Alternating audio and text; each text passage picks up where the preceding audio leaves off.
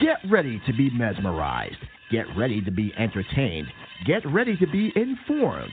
And most of all, get ready to listen. The latest sports news, great interviews, and the best coverage from around the nation's capital. It's Listen In with KNN, the sports sound of the district, right now on AM 1340 and 96.9 FM, Fox Sports Radio. Here's your host, Kelsey Nicole Nelson.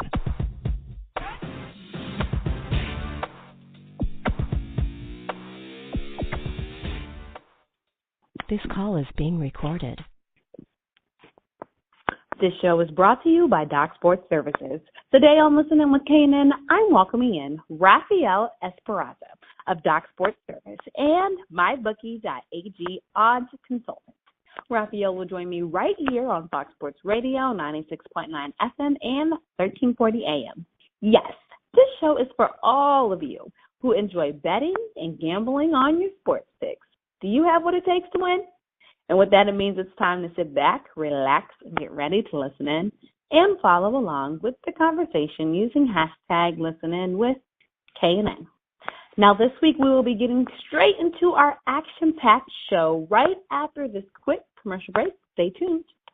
Looking for winning sports picks and predictions? Since 1971, Doc Sports has been recognized as one of the most trusted names in the sports handicapping industry. For the listeners of this very show, Doc Sports is giving out $60 worth of their premium member picks for free. These are the exact same premium member picks that 1,000 of their current members pay for. And guess what? You get them for free. Just text the word radio to the number 29022. Text radio to the number 29022 for instant access. Doc Sports also provides free picks on every single game. You want NBA picks? Simply Google search Doc's NBA picks. NHL picks? Google search Doc's NHL picks. Need MLB picks? Google search Doc's MLB picks.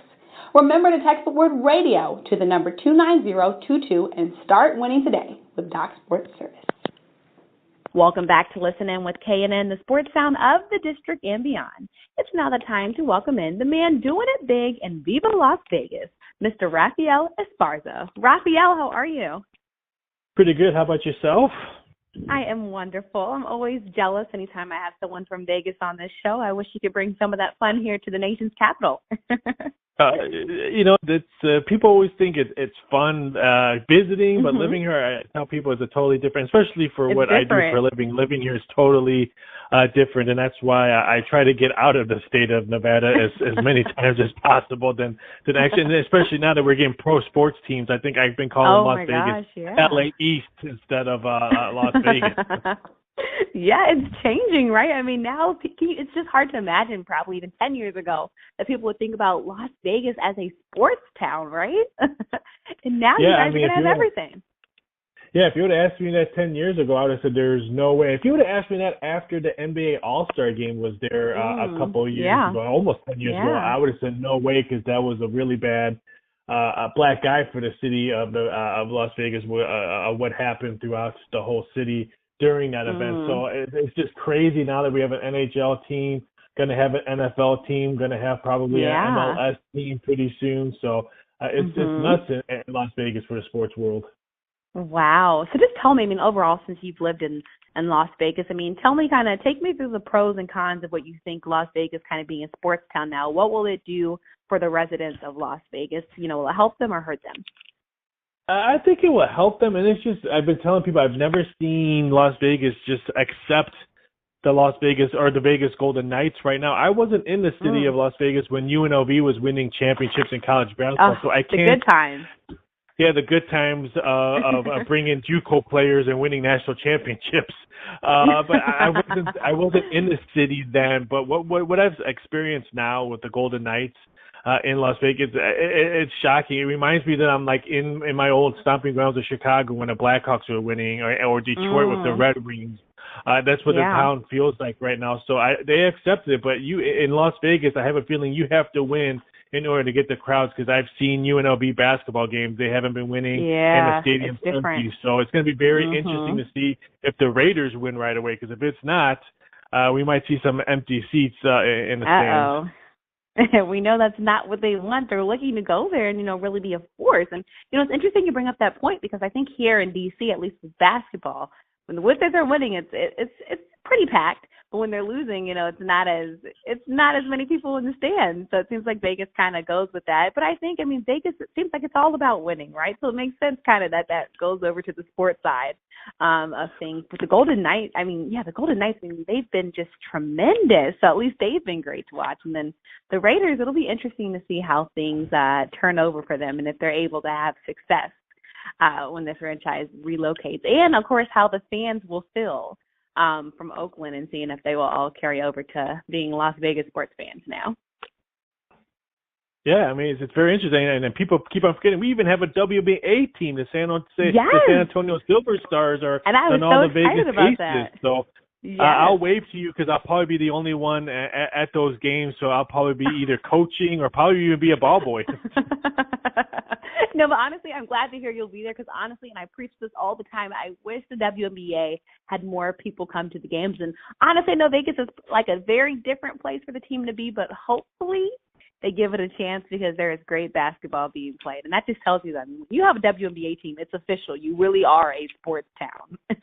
I agree, even though the betting public is not betting them to win it all, as I think as an NBA follower as myself, it's going to be hard to beat Minnesota this year. Again, they're just so stacked. We got them at even money. Yeah. LA Sparks plus 140. Yep. The Las Vegas Aces right now 80-1. So we're not expecting them to win the championship.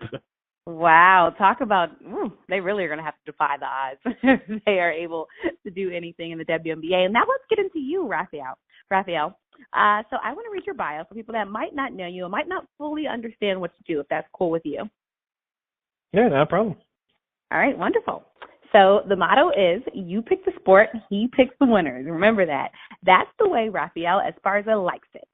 Raphael is one of the most versatile, most consistent, and most successful handicappers in the entire country, and he is looking forward to his best fall and winter yet. If you have never played alongside the man formerly known as the Vegas Sports Informer, then you are costing yourself money every single day, folks, yes, and in almost every single sport you can bet on. Raphael earned more than 13 years of experience as a sportsbook manager at 4 of the biggest, most well-known sportsbooks on the Las Vegas Strip. He has more than 20 years of handicapper and gambling experience, combined with more than a decade's worth of experience running some of the sharpest shops on the Strip. His years behind the counter have given him a unique perspective on sports gambling, and he has seen it and done it all at the heart of America's gambling mecca. Raphael has contacts and access to the sharpest lines in action and industry, and that has translated to windfall profits for his clients over the last several years. He is one of the first to know about crucial factors like line movements, injuries, and behind-the-scenes information, folks, so keep that in mind. It keeps him one step ahead of the public and has helped him become one of the top handicappers in the nation. Raphael has taken gambling knowledge to being one of the top odds makers, consultants for one of the top offshore books in the world with MyBookie.ag. His contacts are not only in Las Vegas, but also he has contacts that are worldwide, and that makes him one of the most dangerous handicappers and overall a sports gambling professor. Very impressive, Raphael. Bio, if I must say so myself. But for those that might not fully know the gambling world, how would you say, let's say in layman terms, how would you explain what a handicapper does? Well, what a handicapper does is they pretty much handicap the game and figure out the insights of maybe the public does not know or the public may not realize. So some people don't realize that a lot of these teams have played each other before, so we know that what the numbers were when they played before. We know certain injuries that maybe the public may not know. So for me, working in the gaming industry, I worked for MGM Mirage for over 15 years, ran a couple of their sports books. For me, I still have all those contacts, so I can call up to any sports book in the state of Nevada or even offshore where I have connections in Costa Rica, England, Ireland, and all that, when I can see what kind of action they're getting. So I'm getting a little bit more information than a normal public person would get, so I think that helps my edge. No matter what I do, if it's either gambling, writing articles, talking to you, I can give the listener or the reader a little bit more news than just a normal Joe that's actually doing the same stuff. Right. No, that makes a lot of sense. And just, So tell me, when did you realize that this was what you wanted to do as a career? And then what advice would you give to people who want to kind of get into the same thing that you're currently doing? I got into. I've always been into the sporting world. Even when I was in high school, I was playing sports, but then I couldn't play anymore due to an injury, and I always wanted to be around it. And I thought it was very interesting, the number basis of sports gambling and sports betting and all that. And I could tell people it's almost like the stock market, but you're just watching sports. It's all about numbers. And I know That's sports gambling and DRF daily, all the daily fantasy sports.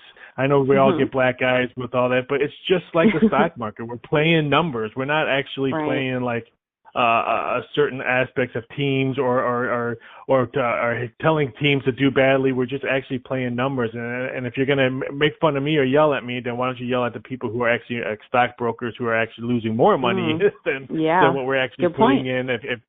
So I look at it that way, and I always looked at it that way. So I always thought it was myself as a sports trader more than a sports gambler. I like that. Very well said. And then just tell me, though, for those that look at this world as kind of like, oh, it's not good for sports, and they don't understand why people are doing it, what would you say to those kind of critics of your industry? If it wasn't for sports gambling, the NFL would not even be as close to it as it was before. I used to talk to a lot of former athletes that I met in Vegas and who I still contact now. And I even did a poll a couple games I used to attend, and I would ask the crowd before they were going in, do you know the point spread of the game? And everybody knew who the point spread of the game. And I just think especially for the NFL, I think if you throw gambling aside, it's pretty much made what the NFL is now. And now you're seeing leagues accepting it and wanted to endorse it and promote it. The NBA says, hey, I think we should finally get into the times like they do in English Premier League soccer, where you see all the betting ads on the fields and the parlors all over the place in England, where you can place soccer bets pretty much at any 7-Eleven over there. They have a little kiosk where you can bet. And I would not be shocked if the U.S.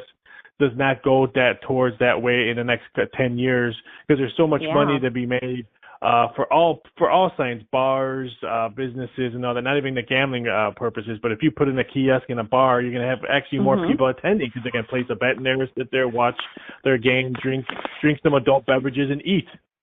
Right. It makes sense. It does. It makes sense. And I think, more often we see even more states, accepting gambling, and people really see it as a source of revenue. And sometimes the money's going to good causes, but I had to have you say that, because I know when the show comes out, there is going to be people, who are still against that world, and that's why I wanted you to explain that, and I'm glad you explained that side of it. And then last but not least, kind of where do you see the world of kind of sports betting and gambling? Where do you see it headed into the future? Well, if it ever gets legalized in the States, I think it's unlimited, because I think, like I said, I think each state will probably be responsible. I don't think it's going to be legal in every state. I just don't see Utah and Montana and those states accepting those. But I think the major cities like New Jersey, out in the South, New Orleans, Mississippi, Texas, California, I think they're all going to start accepting it. I think it's going to be just like it's going to be like in England, where you're going to be watching a game and you're not going to be shocked as you see an MGM Resorts betting app logo on the field, or even on their jerseys. So like say NASCAR, I would not be shocked if you start seeing gambling ads on NASCAR if it ever gets legalized. I think for all parties, especially I said local businesses and stuff like that, that maybe can establish it and put like stuff on there. I think it's going to benefit all parties. Okay, and that makes sense. And just let me just ask you this, though, too, as a follow-up. Do you think there's any cautions, let's say, if it were to get legalized more? Do you think there's any cautions that, politicians and even local constituents should heed if it grows bigger than it already is? There's always going to be caution. There's caution with alcohol. There's caution now that weed is being legalized in states. Anything you do, there's always going to be caution. There's caution about driving a car. There's caution about jumping on an airplane and going somewhere. So, yes, I understand the people about, but what about the addicted to gambling? Well, there's people addicted to internet porn. There's people addicted to drugs and alcohol. And there's going to be goods, and there's also going to be a lot of bad. So you have to accept it, and hopefully those people who need help get the help. I think you just said it well. That's fine. I'm glad. Again, I like to play both sides. I like to be objective, and that's why I wanted to make sure that we get to hear both sides. I appreciate you diving into those questions. All right, now I'm excited to get into my first segment of the show, doing it big in the DMV. And I know you're in Vegas, but I'm going to bring you over to the East Coast as we're about to talk some football and talk the Washington Redskins. And interestingly enough, Raphael, the big news this week with the Redskins were all about Bruce Allen. And so rumors started circulating last week that Bruce Allen and John Gruden of the Oakland Raiders, we were just speaking about them, had mutual interest in a reunion. So Redskins fans, some of them were happy. Just thinking that his 8+ year tenure with the team, which he's been in various roles with the team, and his record of 52, 75, and 1, and a winning percentage of 410. Some people were basically pretty happy that he might be gone. Seemed like the majority of the fans were, but guess what? He put it out there. He's not going anywhere. He shot all of the rumors down. And so for some people, they liked that. Some people, they didn't. And this is a quote that he said in the interview where he shot those rumors down. He said, well, first of all, I do like the silver and black. And I think that Mark Davis and Reggie McKenzie and John Gruden are going to do great. And I'm so excited for them to go to Vegas, but I'm not going there. And I'm not going to play shortstop for the Nationals either tonight. So, of course, having a little fun with it. He said, I have a job to do, and we're really looking forward to the season and what we're going to be doing this off the field and future stadiums in Washington. So I don't know if you heard this news, but when you hear that Bruce Allen isn't going over to the Oakland Raiders, I mean, how do you think that fares for Washington Redskins fans here? How are our odds looking with him still at the helm? I mean, if you're looking for that point of view, he's not going this year, but there's always next year. I mean, especially in the NFL, things can change so much. So, he said the right words now. I didn't think he was going to go this year. If he does jump ship and go to the silver and black and wants to see Cirque du Soleil shows in Vegas, I think he goes the year that they do open up. I don't think he goes now because no one knows how the transition is going to go. And so I was actually a little bit pleased on how he said it. I mean, nothing happened. They're still 40-1 to win the Super Bowl, Washington, and nothing. I like their draft. I like their draft. I like Payne, the defensive tackle of Alabama. I always tell people, if you're getting someone from Alabama in a first-round pick, they're NFL ready. But I really like the running back they got from LSU, Darius Guice. I think he's going to be I thought that was a better selection at that time than actually Deron Payne. I mean, granted, you got Payne for number 1 pick, but I think the running back is going to help all the offensive line, the quarterbacks, because I think this Darius Guice is going to be ready to go. And you got 2 SEC guys that drafted 1 and 2. And like I said, if those 2 schools, those 2 guys are going to be ready to go. So I think they did it. I think they had a really good draft. I think they're going to be very competitive, and I would not be shocked if they're going to be still floating around, maybe getting a wild card spot. Nice. Okay, that's the positive. And I know everyone in D.C. is going to be excited to hear that. It's good that you said they had a successful draft because I felt the same way. And a lot of people were very, very pleased with Mr. Doug Williams, his first year in his expanded role with the team. And the Redskins fans, I feel like there's a new breath of life and that the postseason might be near and dear because there were questions with Alex Smith coming in, of course, as the quarterback, and Kirk Cousins getting paid all that good money to go out to Minnesota. But I think the Redskins are in good hands. I'm not going to say Super Bowl because I'm a sports reporter and I can't say that because I don't look at odds like you, but I just kind of know the general odds of them doing that. But I just say Bruce Allen is back. Redskins fans, you have to deal with it, like it or not. But I say give him another chance. It's a new season, and it's a fresh start. But a fresh start for the Redskins might not be just what people are about to give them, Raphael, because on Wednesday, actually, it came out some negative news, and the New York Post actually broke this story, the New York Times, where they actually talked about how Washington Redskins cheerleaders were required to pose topless for a photo shoot back in 2013 while spectators and sponsors of the team looked on. So basically, they said that the cheerleaders were, after the photo shoot where they had to pose topless in front of these big sponsors and spectators, that some of them were required to attend a nightclub event as escorts for some of the team's male sponsors. Now, the cheerleaders said there was no sex involved, but they felt the team was, quote, pimping us out, end quote. The incidents occurred during a week-long trip to Costa Rica for which the cheerleaders were not paid. Now, this caused a lot of stir on social media, as I'm sure you could imagine, because people were like, what is going on with NFL teams? That is happening, and, are cheerleaders being protected? So when you hear that story, Raphael, you know about the Washington Redskins organization, what are your immediate thoughts? My original thoughts came in 2013 and 2018 are probably almost 50 years difference. I mean, if this happened, let's say over right after the football season, then it would be a huge uproar, firings, just major heads would be rolling. And not saying that 2013 it was okay to do it, but I'm just saying the times we live in now, if this happened, let's say a couple of months ago, wow, I think this would be all over CNN. Oh, yeah, be a wildfire.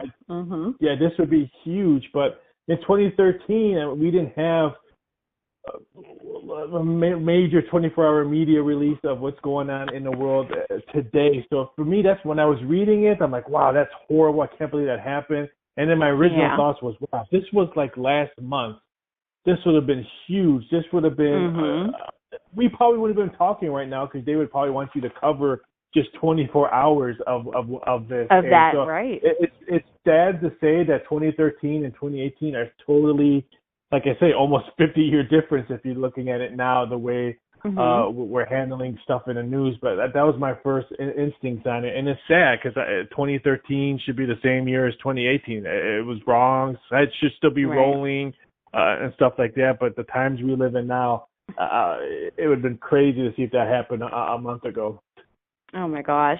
And honestly, when I heard the story, I mean, first it broke my heart just to know that these young ladies were, put into a situation like this. And I know it was older, but that's why I think the important thing to take from it is that lessons need to be learned now. Cheerleaders need to be protected, and NFL teams need to be supervised better so that incidents like this don't happen, because I'm sure it's not the only one. It just happened to come out.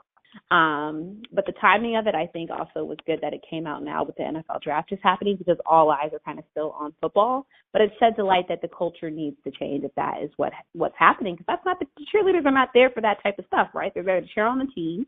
Yes, do events and stuff like that, but never be put in uncomfortable situations. You never want to hear about that. And then also, you don't want kind of that black eyesore on your organization. And I think that's kind of what the story did. But it'll be interesting to see how the team responds and how they try. I'm sure it probably happened to other teams as well. That's the sad part. And that's the scary part, right? And we just don't know about it. It just so happened, right, that former cheerleaders told this story, but I'm sure it has. And it's so sad, to think about. But again, everybody needs to be protected, but this should not be happening. It should not be happening. It should have never happened, but especially, you bring up a great point, especially now. I think if it came out, it would be madness. It would be madness, especially with the current state that we live in. And in sports, it's unacceptable anywhere, but I think sports has been a standard bearer, and they really need to say enough is enough. It cannot happen. It's just simple to me. There's no explanation they can give as to why something like this can even happen to me. It's ridiculous. So hopefully that gets handled. All right, now let's move on to a brighter note. We're going to talk about NBA playoffs as we move on to Mike Kelsey's Across the Nation segment. And, of course, I know the NBA probably has you very busy right now with your job, but we're going to go over some playoff scores from Tuesday, which was the first day of May. The Cavaliers and the Raptors duking it out in the East, and in the overtime game that the Cavaliers, led by LeBron James, won by 1 point, 113-112.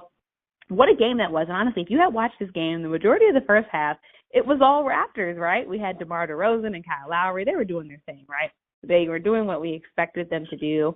By the end of the first quarter, they were up by 14, and it seemed like things, were good. But then right before the half, the Cavaliers, they came back alive. LeBron James was LeBron James, and Jeff Green, shout out to Georgetown, was doing his thing, and J.R. Smith, was knocking down jumpers, and they looked back alive. And then the second half came, and the Raptors again built an early lead. But it's really the end of that game that got crazy, where the Cavs, pulled it even with just under 30 seconds to play, of course, by who? LeBron James in the jumper. Did you have a chance to watch this game, Raphael, at all?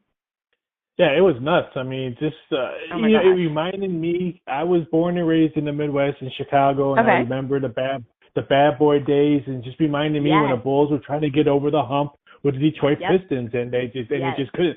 Watching the fourth quarter, I thought I was watching the game at the old Detroit Palace, the Madison Palace, where I thought I saw Rick Mahorn out there and the microwave. And I just that's what that game reminded me of. That maybe I thought it was maybe Toronto's year to get over that hump. But what I saw, and I do believe LeBron, he did not have a good game. He was horrible at the free throw line. He had some bad turnovers in the second half, and it wasn't for Kyle Korver, J.R. Smith, and even Kevin Love. Granted, he had a horrible first half, but he hit some big threes and got some big rebounds in the fourth quarter to get him that victory. So I totally agree with what LeBron said. He played a horrible game. If you watch that game and watch just him, he did not have a LeBron James game. So if they could win that game with LeBron James having that bad of a game, I can't believe I'm going to have to eat crow, because I thought Toronto was going to be able to surpass them and beat them,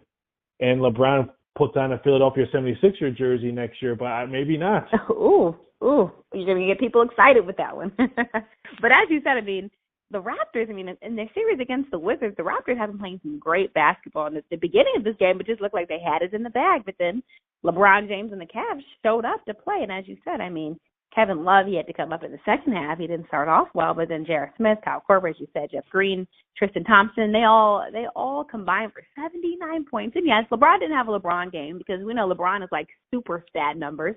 But he did have a triple-double. He finished with 26 points, 11 rebounds, and 13 assists. But what a game. And I think in the East, far too often we complain that there's not enough intense games like that. But that game gave you everything that you want as a basketball fan. And I thank them both for such a great game. And honestly, just even in overtime, when you have to think about it, it was crazy. It really came down to that final possession. The Raptors couldn't get the shot to fall, and then the Cavs escaped with that 1-point win. But what a game. To stay on the Cavs, Raphael, Kevin Love is the big news with the Cavs, because it was announced that he will remain the Cavs starting center, which Cleveland coach Tyronn Lue told reporters on Wednesday.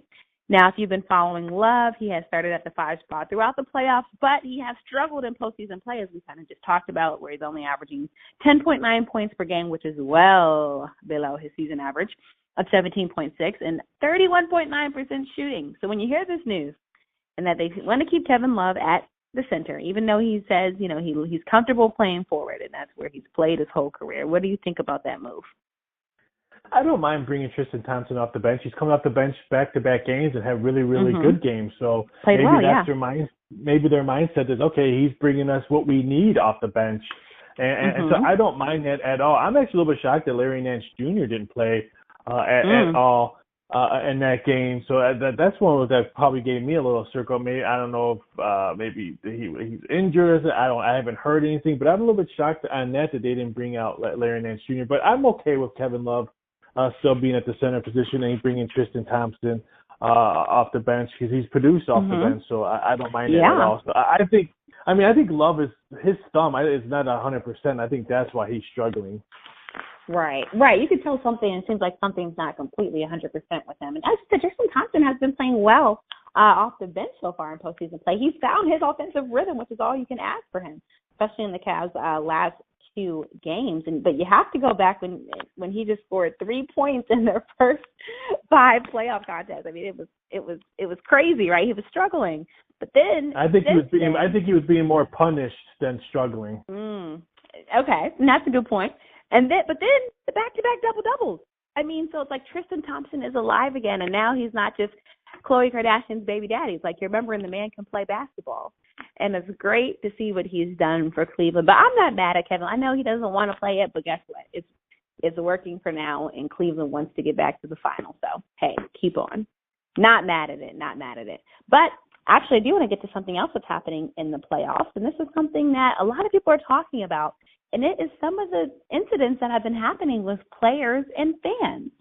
And so it seems like things are getting really scrappy. And, of course, there hasn't been much about – we talked about the malice in the palace before, but people are talking about some of these altercations that are happening. We talked about the Cavs and their overtime victory over the Toronto Raptors. But the rapper Drake, actually verbally got into it with Kendrick Perkins, who was the backup center for the Cavs, who wasn't active for the game but clearly ready for action. They actually had to be separated before the matter escalated. And then, you have to go back to the incidents. Russell Westbrook, his altercation with fans in Salt Lake City during the first round playoff series between Oklahoma City Thunder and the Utah Jazz. And it's been so much going on, it seems like. And for the NBA, they haven't had, it seems like, this many incidences in one season since the 2009-2010 season. So when you see all these things going on with the fans and, let's say, celebrities because of Drake, I mean, what do you think has changed in the NBA that we're all getting into our feelings so much?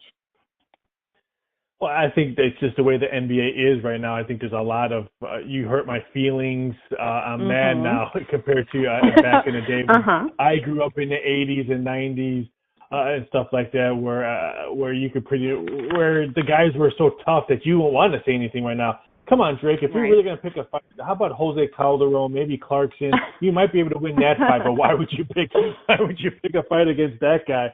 I did some fictional odds on that. And I made Drake a huge underdog, a 30-1 underdog versus Kendra Person, who was minus 8,000 if they ever fought.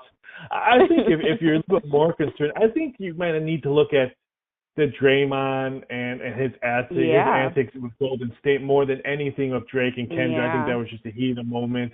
I think Draymond, he just plays with his emotions, and I don't think he really thinks I don't think he's doing it to really hurt someone. I just think he's so emotional. He just can't control that. I don't think he was really going to do anything to Rondo or Anthony Davis in those last two games. But I would be and the Draymond and Charles Barkley. I think that's all fun and it got people to talk about other things. Even though Draymond would crush Charles Barkley, because I've seen Charles Barkley in Vegas all the time, and he can't move that quickly. So Draymond would be a huge minus 6,000 on that boxing match. Barkley would be 25-1.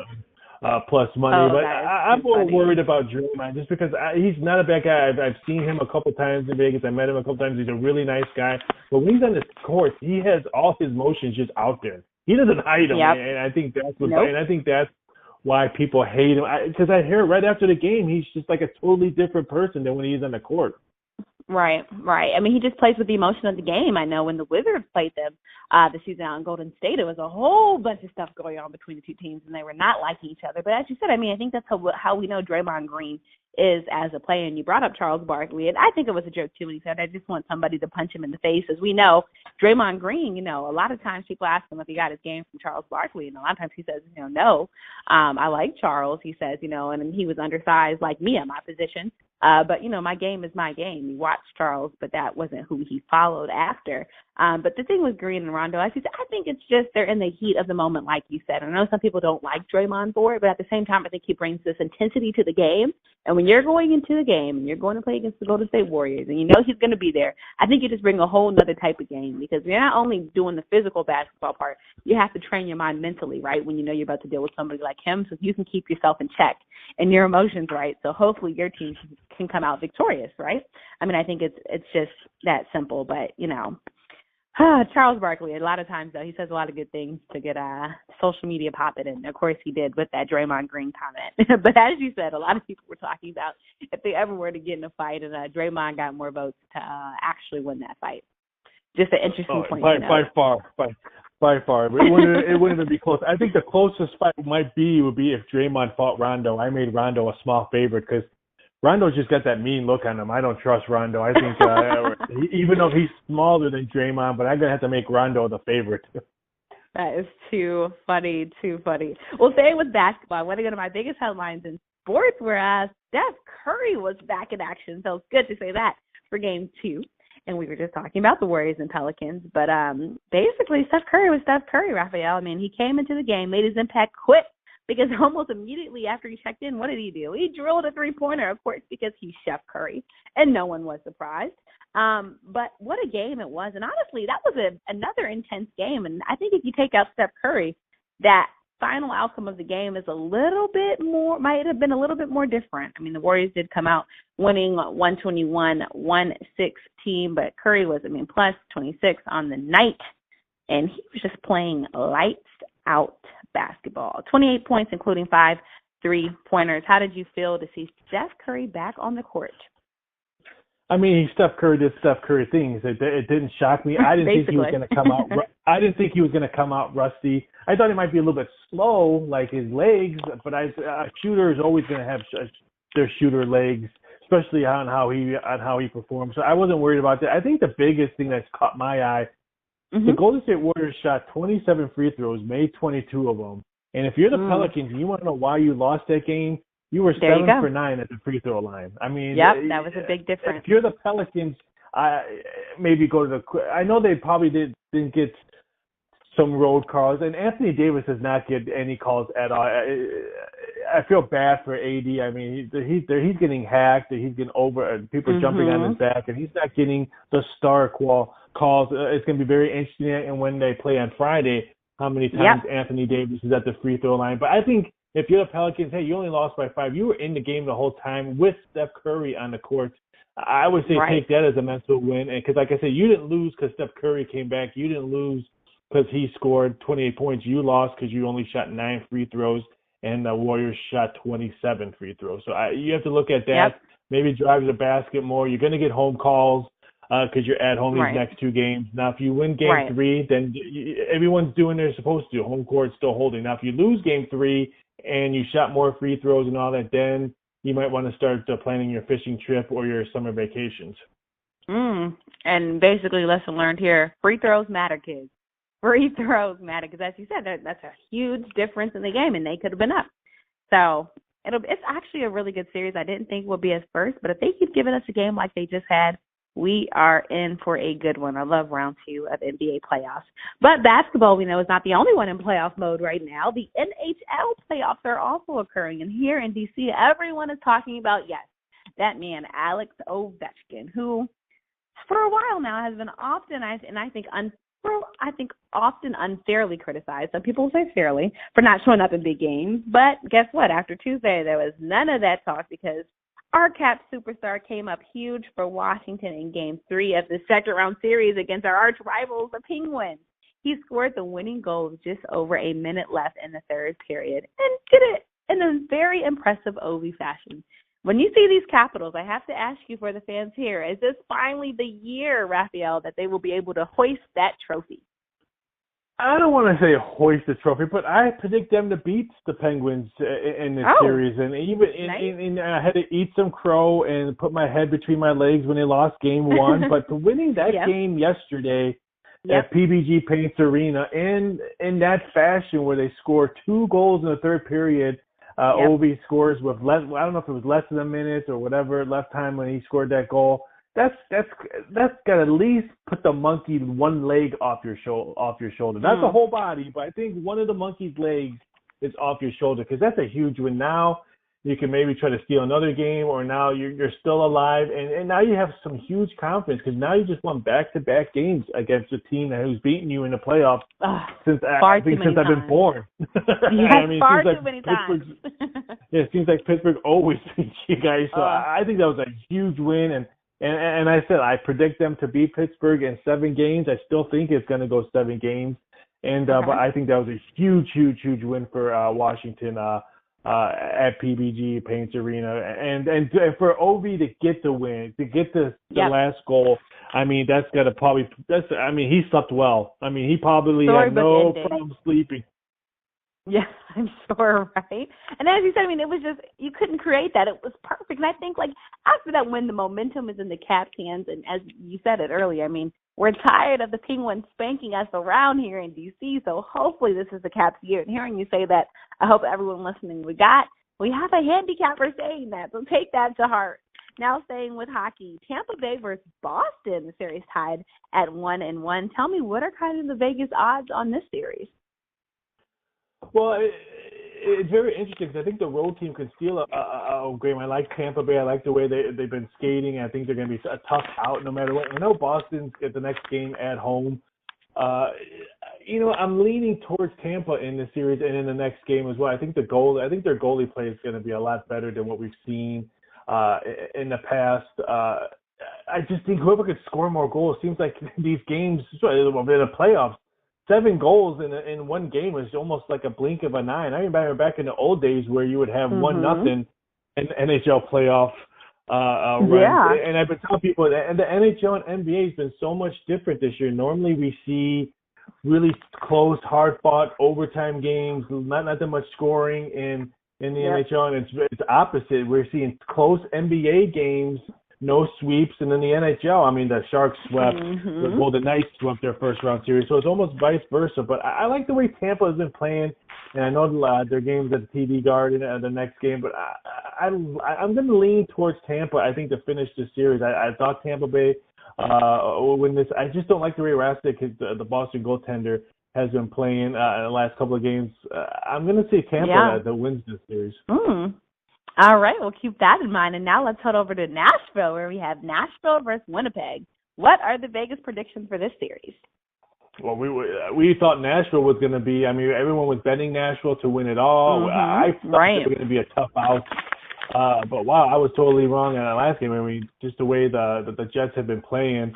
I'm rooting for the Winnipeg Jets because my last boss, when I was at City Center at Aria in Las Vegas, when I was a sportsbook director there, was a diehard Winnipeg Jet fan. And he was probably one of the best bosses I ever had. So I always root for them because I know he's dying inside, nervous as heck, waiting for them. He was calling me and texting me when the Cubs were in the World Series when they finally won it. So I even though I thought Nashville was going to be a tough out, and I had them winning the Cup at All-Star breaks, and I really thought they were playing well. While the Jets, what they did last game, I'm going to say Winnipeg steals. I think this goes 7-2. I think Nashville evens up the series in Game 4.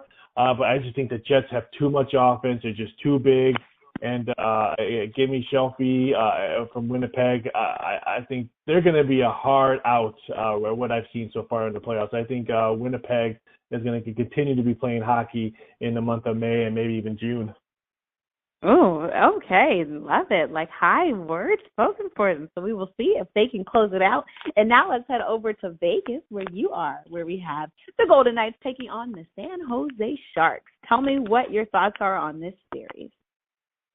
I mean, it's got to be the Golden Knights. I mean, for what San Jose gave up 3 goals in their last game, and then Vegas wins in overtime, that probably stuck the win out of San Jose because they had that game. They were winning 1-0, and then in the blink of an eye, it's 3-1 Vegas. In San Jose, where that's a tough place to steal a win, especially in the playoffs.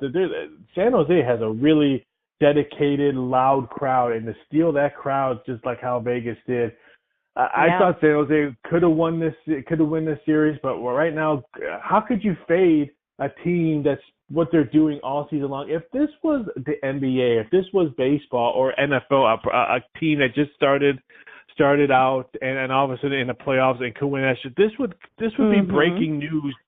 This could be like Fox and CNN if this was the NFL or baseball. NBA. But I know it's hockey and it's probably the 4th or 5th sport in the United States, depending on who you talk to. But what Vegas is doing out in the deserts is remarkable, and it's going to go down in sports history as probably one of the best stories in all sports. Yeah, and I agree. They don't get the attention they deserve. They've been doing some remarkable playing out there. And as you said, I mean, they're playing lights out there. So I would not be surprised if Vegas makes it out. So I say keep all eyes on the Golden Knights. All right, now we're heading from hockey. Goaltender Fleury, I mean, he's made his experience. I've heard his playoff experience and talking to the guys in the locker room has been bar none to probably effective. And I think with Fleury behind the net and what he's doing behind the net, I think we might see a Stanley Cup in Vegas. I don't know if they're going to win it, but I think we might see them in it. Yeah, and that would still be an accomplishment in itself. I mean, what they've been able to do, again, remarkable. I think you said it best. It needs to go down in sports history. All right, now we're heading from hockey to the White House, where we have President Trump and some comments on the World Cup. So if you are not up to date listening, for the second time in a week, in 1 week, President Trump on Monday actually urged other countries to support, of course, the North American bid to host the 2026 World Cup. And basically, he again implied that there might be consequences for those who did not show support. So the comments were actually made during a news conference in the Rose Garden, which raised new questions about Mr. President Trump and his input and, again, his relationship with the political constituents and how, if it will, interfere in the bidding process, which some say could jeopardize the joint bid by the United States, Mexico, and Canada. So when you first heard this news, what was your thoughts, Raphael? Well, if we're going to have sections in Mexico, Canada, and U.S. How are we supposed to get to Mexico if he's going to build a wall to watch a game? I guess was one of my biggest biggest story on that. But I mean, we all know how corrupt FIFA is as it is right now. I mean, for what Trump said, it's going to be hard. Anytime I see a FIFA story, I just cringe. And now Trump is getting into the World Cup and FIFA organizations. Who it saw just makes that me coming? cringe because if there's any organization that's so corrupted, I always tell people, people who think boxing is corrupted and all that, go talk to the FIFA guys. Yeah. Go talk to people who are diehard soccer fans, and I'll tell you about corruption. So when I heard that story, I'm like, oh, no, not a black eye for FIFA and the World Cup, now that Trump's getting involved in it. That was my first instinct, but I mean, I kind of understand why he said it because of the corruption, but you're just adding more fuel to the fire. Right, fuel to the fire, let's just play this World Cup, see how it goes, make sure there's no problems, because we already know the problems Russia has over there as it is in this one. Let's just play it, see how it goes, and then we'll get back to who's going to host the next one. Well, I mean, there's so much to this. It's such a complex thing. But just adding on to what happened last Thursday, President Trump actually praised a bit on Twitter where he added remarks that some observers actually saw as a threat when he tweeted this. He said the U.S. has put together a strong, in caps, a strong bid with Canada and Mexico for the 2026 World Cup. It will be a shame if countries that we always support were to lobby against the U.S. bid. Why should we be supporting these countries when they don't support us, including at the United Nations? And then if that is not enough for you and you haven't been caught up, he also made remarks about international trade while he met with the Nigerian president at the White House. He said, I hope all African countries and countries throughout the world that we will also be supporting you and that they will likewise support us in our bid along with Canada and Mexico for the 2026 World Cup. So basically, it seems like on every platform, he's making sure everybody and their mom knows how important this bid is and why we deserve their support, in his own words. So there's a lot going on with this. But the host of the 2026 World Cup will be named June 13th. So keep that date in mind, and that's a day before the opening match of the 2018 World Cup in Russia. So I hope everybody keeps that in mind. So lots to that.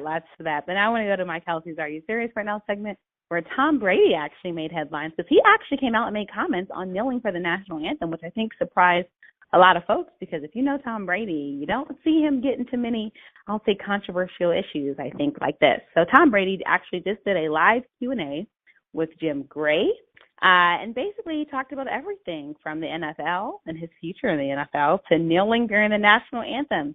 He said that the kneeling debate sparked a lot of great conversations in the locker room and meeting rooms. And he said, quote, this, I have a lot of friends that I've played with, and everyone's from different backgrounds. Everyone's from different parts of the country. Everyone has different stories, and you got to have respect for everybody. You got to have respect for everybody's opinion and the way that they want to present themselves and the opportunity that they have to make a difference.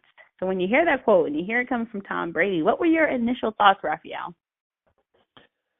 That I was kind of shocked that he went there and added that topic. Normally, I thought he would be skating on thin ice or avoid it. Right. But I kind of agree. I've talked to a lot of athletes. I've talked to a lot of veterans and stuff like that. And you hear both sides. And I see both sides. So I try not to really dive into it because it's such a sensitive subject. And like I said, with the cheerleaders thing that we mentioned, if this was 2013, we all might be totally different. Talking about the kneeling down than we are 2018. So it's such a sensitive subject. So I don't see how. I'm still kind of blown away that he did answer it. And I thought he answered it well. I thought he answered it truthfully. You could tell the way he was answering that he wasn't trying to hide anything. And I do believe that athletes are talking in the locker room, and I do believe that they're having big, really deep down discussions. So I was actually a little bit pleased that he went there because to me when I saw it, I'm like, wow, he's actually speaking that you could tell when someone says, oh, we talk about that in the locker room. You're like, no, you didn't. But the way he was presenting it, I believed him, and I do believe him. So at least he had a positive talk. I mean, we're not going to have any positive answers or any good outcomes on this But I don't think in the next couple of years and all that, maybe when stuff dies down in the world. But for right now, I didn't mind how he approached the answer. Yeah, I thought, for Tom Brady, I was so in shock that he even addressed this because, right, usually this is something he'd shy away from, right, because it's really controversial. But I did like how he answered it. And I think both sides, no matter where you stand, you have to respect what he said. And then also him coming out, honestly, it gave me a new respect for him because it's not easy to talk about controversial issues, especially when you're an athlete and you have so many things weighing in on that.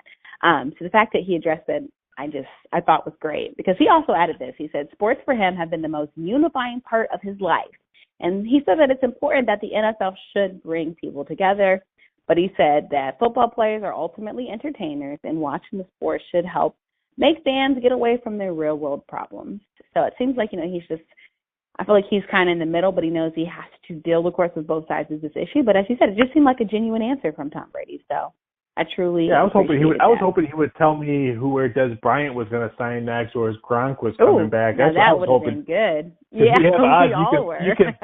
you can bet where Des Bryant will have a play next year, and your Washington Redskins are plus 580, so you can jump on that if you think Bryant's going to be a Redskin. Ooh, okay. You're giving all the good stuff away on my show. This is great. And Raphael, I hope you don't mind, but let's end every single show with my Woman Crush Everyday segment. I am a big proponent of women in sports and making sure they get highlighted. And I saw a story that touched my heart, and this is why I wanted to highlight this young lady. So ESPN the magazine actually did a great story on Georgia outfielder Kendall Burton, who, oh my gosh, just her story is incredible. But she is a softball player, and I'm going to just kind of take you through her story and why I'm honoring her. So she was 18 years old. This was a passage directly from the magazine. Kendall Burton was just 18 years old. 6 days earlier, she had played her first college softball game for the University of Texas at San Antonio, overcoming so much to get there. The 23 surgeries, the failed bone grafts, the ruthless kids poking fun at her parents, and now she was having a stroke. As her dad raced her to the hospital, no one knew what that night eventually would mean. How she would struggle to read preschool picture books, how her softball career would nearly come to an end, or how it would take her from San Antonio to Stillwater, Oklahoma, to Athens, Georgia, where she would become the emotional heartbeat of a top team eyeing a spot in the Women's College World Series. So she was born with a cleft lip and palate. But basically, I'm highlighting her because she basically said this: I didn't go through all this hell with my surgeries and stuff not to play. Kendall Burton underwent 23 surgeries by the age of 18, and this young lady is still going out there and playing softball. I think she's an inspiration to us all to never give up. Ever since she was born, people thought nothing, unfortunately, would come of her because she was born with what doctors consider physical deformities. And look at her living out her dream of being an inspiration and an emotional heartbeat for her softball team. When you hear this story, Raphael, what is going through your mind? You never tell anybody that they can't do something. Yes. If you have the will, you'll have the way. If you have a goal, go try to grab that goal. That's a perfect example right there. And I'm a true big believer of that. If you tell someone they can't, a lot of times people just sit down and say, okay, I can't. But there's always those people that you read these stories and say, hey, people tell me I can't, and I proved them wrong. So that's what I got out of it, and that's a great story. Thank you for sharing that. Yeah, no problem. I had to highlight her. When I heard that, I'm like, how can I not talk about this on my show? And honestly, I think we both know the NCAA is under a lot of scrutiny right now, but stories like this that remind me, and I think everyone, how sports can bring us together and how so many people live out the dreams through the sports that they play. So I give Kendall all the props. I wish her the best of luck. And as you said, I hope everyone knows, do not give up. Do not give up. Continue to chase after your dream. Raphael, thank you so much for joining me. This was a fun show. I can't believe the hour went so fast. I know. Anytime you want me to come back on, I always loved talking stuff, especially in different cities. I've been to Washington many, many times in the Maryland area, so I know how die hard you guys with your Skins and your Maryland Terps and go the Wizards and and I've been to a Mystics game. I've been to a Mystics game. I'm giving you props for that. Wonderful. So it's a great city, it's a great town, and it's a sports town. And like I said, thank you for having me on. No, thanks so much, and we'd love to have you back, and maybe even in studio if you are back in the area. And I love that you mentioned the Mystics are actually getting a new stadium built here. Yes, They'll be you in guys Southeast are. DC. Yeah, and so there we go, talking about stadium talk, and of course the Wizards, the Go-Go, their G League team, will actually play there, and the Wizards will use that as a practice facility. So it's kind of exciting times here, I think, too, in DC to get that G League team for the Wizards franchise. I think some people think that's long overdue. And, of course, here we're rooting for the Caps, we're rooting for the Nationals, we're rooting for the Washington Redskins. So things are looking out. And actually, while I have you on that, when we talk about Vegas odds, you mentioned the Maryland Terrapins. And, of course, I think Georgetown Hoyas are another big team here. College basketball odds. Can we go dancing next year, Raphael? Or is it too early to say? I don't know about dancing. You might. I mean, I think the Big Ten is like Purdue might be in a little rebuild. Indiana's still in a little bit of rebuild. I think Northwestern is going to get younger. I would say yes. I think you guys can make the tournament. I like the way you guys ended the season. I think you have some good recruits. So I'll say you have a very, very good shot to go dancing. Winning it all, cutting the nets down. I'm sorry. I love you guys, but I can't say you're not cutting the nets down. Oh, man, I just wanted some positive news to end the show. No, but I appreciate you giving your expert analysis. And for everyone listening, that's a wrap for this edition of Listen In with K&N. I hope you had fun, learned something, and, of course, jumped in on the K&N bandwagon. Be sure to listen in each and every week for new shows that drop online at foxsports1340am.com and kelseynicolenelson.com. If that's not enough, the show is available for download on iTunes and Google Play. Be sure to subscribe, rate, and review. Your feedback and support matter. Until next week, enjoy the sports world, smile, and don't take your fantasy sports too seriously because there's always another play.